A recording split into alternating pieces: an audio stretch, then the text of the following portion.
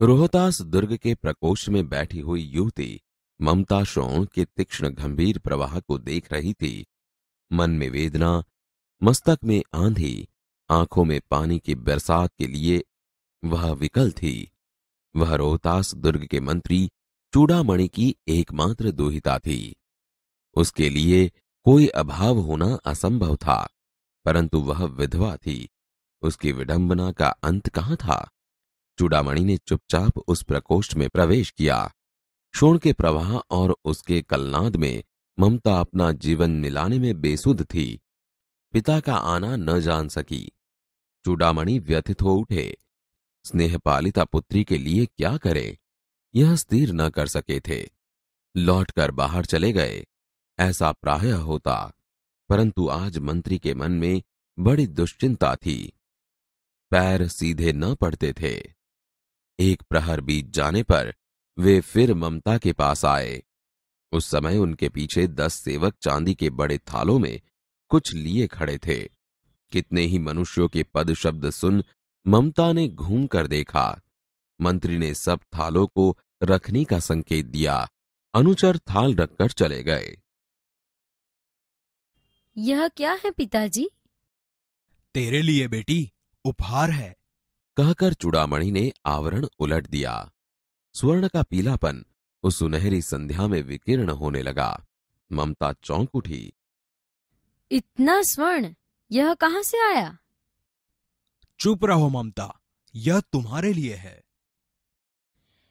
तो क्या आपने शत्रु का उत्कोच स्वीकार कर लिया? पिताजी, यह अनर्थ है, अर्थ नहीं।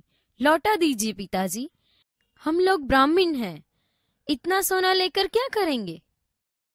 इस पतनोन्मुख प्राचीन सामंत वंश का अंत समीप है बेटी। किसी भी दिन शेर शाह रोहतास दुर्ग पर अधिकार कर सकता है।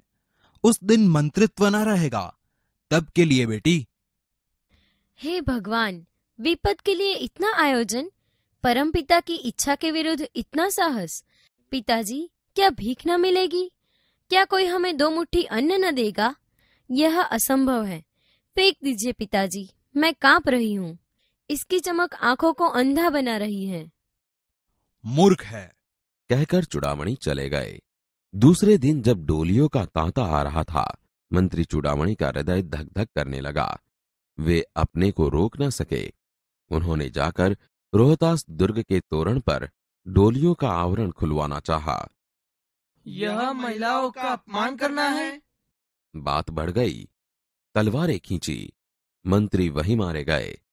राजा रानी और कोष सब छली शेरशाह के हाथ पड़े। निकल गई ममता। डोली में भरे हुए पठान सैनिक दुर्ग भर में फैल गए, परंतु ममता न मिली। काशी के उत्तर में स्थित धर्मचक्र विहार मौर्य और गुप्त सम्राटों की कीर्ति का खंडहर था। खंडित शिखरों वाले भवन तृण गुल्मों के ढके हुए प्राचीन और ईंटों के ढेर में बिखरी हुई भारतीय शिल्प की विभूति ग्रीष्म की चंद्रिका में स्वयं को शीतल कर रही थी। जहां गौतम का उपदेश ग्रहण करने के लिए पंचवर्गीय भिक्षु पहले मिले थे, उसी स्तूप के भग्नावेश की मलिन छाया में एक झोंपड़ी के दीपालोक में एक स्त्री पाठ कर रही थी। अनन्या श्विन्तयन्तो मां ये जनाः पर्युपासते। पाठ रुक गया। एक भीषण और हताश आकृति दीपक के मंद प्रकाश में सामने खड़ी थी। स्त्री उठी। उसने कपाट बंद करना चाहा, परंतु उस व्यक्ति ने कहा, माता, मुझे आश्रय चाहिए। तुम कौन हो? मैं मुगल हूँ। चौसा युद्ध में शेरशाह से विपन्न होकर रक्षा चाहता हूँ। इस रात अब आगे चलने में असमर्थ हूँ। क्या शेरशाह से? हाँ माता। परंतु तुम भी वैसे ही क्रूर हो। वही भीषण रक्त की प्यास, वही निष्ठुर प्रतिबिंब तुम्हारे मुख पर भी है सैनिक। मेरी कुटी में स्थान नहीं, जाओ कहीं दूसरा आश्रय खोज लो। गला सूख रहा है, साथी छूट गए हैं, अश्व गिर गए हैं, इतना थका हुआ हूं, इतना। वह व्यक्ति धम्म से बैठ गया। उसके सामने पूरा ब्रह्मांड घूमने लगा। स्त्री ने सोचा, यह विपत्ति कहां से आई? उसने जल दिया, मुगल के प्राणों की रक्षा हुई। वह सोचने लगी कि ये सब दया के पात्र नहीं, मेरे पिता का वध करने वाले आताताई। घृणा से उसका मन विरक्त हो गया। माता, तो फिर मैं यहाँ से चला जाऊं? स्त्री विचार कर रही थी। मैं ब्राह्मणी हूं, मुझे तो अपना धर्म अतिथि देव के सत्कार का पालन करना चाहिए, परंतु यहां नहीं नहीं, ये सब दया के पात्र नहीं। परंतु यह दया तो नहीं, कर्तव्य करना है। तब मुगल अपनी तलवार टेक कर उठ खड़ा हुआ। क्या आश्चर्य है कि तुम भी छल न करो। ठहरो। छल नहीं, तब नहीं। स्त्री, जाता हूं। तैमूर का वंशधर स्त्री से छल करेगा? जाता हूं, भाग्य का खेल है। यहाँ कौन दुर्ग है? यही झोपड़ी ना, जो चाहे ले लो। मुझे तो अपना कर्तव्य निभाना पड़ेगा। जाओ भीतर थके हुए पथिक, तुम चाहे कोई भी हो, मैं तुम्हें आश्रय देती हूँ।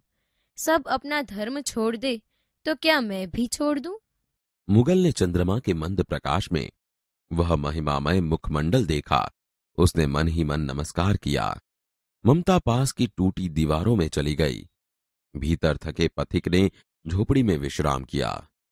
प्रभात में खंडहर की संधि से ममता ने देखा, सैकड़ों अश्वारोही उस प्रांत में घूम रहे हैं।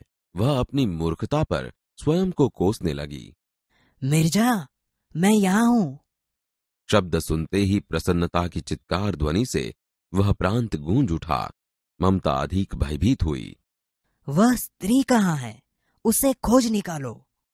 ममता छिपने के लिए अधिक सचेष्ट हुई। वह मृगदाव में चली गई। दिन भर उसमें से न निकली। संध्या हो गई। वे लोग जाने लगे। ममता ने सुना पथिक घोड़े पर सवार होते हुए कह रहा था, मिर्जा, उस स्त्री को मैं कुछ दे न सका। उसका घर बनवा देना, क्योंकि मैंने विपत्ति में यह विश्राम पाया था। यह स्थान भूलना मत। इसके बाद वे वहां से चले गए। चौसा के मुगल पठान युद्ध को बहुत दिन बीत गए। ममता अब 70 वर्ष की वृद्धा है। एक दिन वह अपनी झोंपड़ी में पड़ी थी। शीतकाल का प्रभाव था। उसका जीर्ण कंकाल खांसी से गूंज रहा था। ममता की सेवा के लिए गांव की 2-3 स्त्रियां घेर कर बैठी थी, क्योंकि ममता आजीवन सबके सुख दुख की सहभागिनी रही थी। ममता ने जल पीना चाहा। एक स्त्री ने सीपी से जल पिलाया। सहसा एक अश्वारोही उसी झोंपड़ी के द्वार पर दिखाई पड़ा। वह अपनी धुन में कहने लगा, मिर्जा ने जो चित्र बनाकर दिया है वह तो इसी जगह का होना चाहिए। वह बुढ़िया मर गई होगी। अब किससे पूछूं कि एक दिन शहंशाह हुमायूं किस छप्पर के नीचे बैठे थे। यह घटना भी तो 47 वर्ष से ऊपर की हुई। ममता ने अपने विकल कानों से सुना। उसे बुलाओ। अश्वारोही पास आया। मैं नहीं जानती कि वह शहंशाह था या साधारण मुगल, पर एक दिन इस झोपड़ी के नीचे वह रहा। मैंने सुना था कि वह मेरा घर बनवाने की आज्ञा दे चुका था। भगवान ने सुन लिया। आज मैं इसे छोड़े जाती हूँ। अब तुम इसका मकान बनाओ या महल। मैं अपने चिर विश्राम गृह में जाती हूँ। बुढ़िया के प्राण पखेरु उड़ गए। वह अश्वारोही अवाक खड़ा रह गया। वहां अष्टकोण मंदिर बना और उस पर शिलालेख लगाया गया। 7 देश के नरेश हुमायूं ने एक दिन यहां विश्राम किया था। उनके पुत्र अकबर ने उनकी स्मृति में यह विशाल गगनचुंबी मंदिर बनवाया, पर उसमें ममता का कहीं नाम न था।